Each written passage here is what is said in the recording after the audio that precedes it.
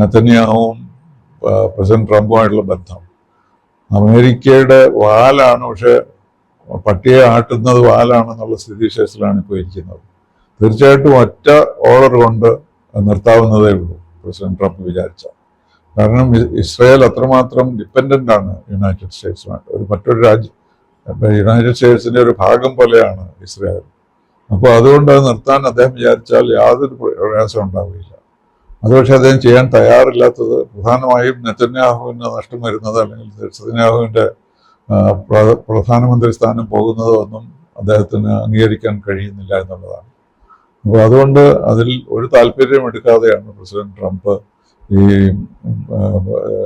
Russia Ukraine യുദ്ധം അവസാനിപ്പിക്കാൻ ശ്രമിക്കുന്നത്. അതുകൂടാതെ ഇപ്പോൾ ടാരിഫ് വാർ നടക്കുകയല്ല, അതിലും അദ്ദേഹം വളരെ ഫോക്കസ് ചെയ്യണം. അത് ഈ ഗാസയുമായിട്ട് യാതൊരു ബന്ധമില്ല. അപ്പോൾ അദ്ദേഹത്തിൻ്റെ പ്രയോറിറ്റീസ് മാറിക്കഴിഞ്ഞിരിക്കുകയാണ്. അതുകൊണ്ട് ഗാസയിലൊരു വലിയ ട്രാജഡി ഉണ്ടാകാനുള്ള എല്ലാ സാധ്യതകളും ഉണ്ട്.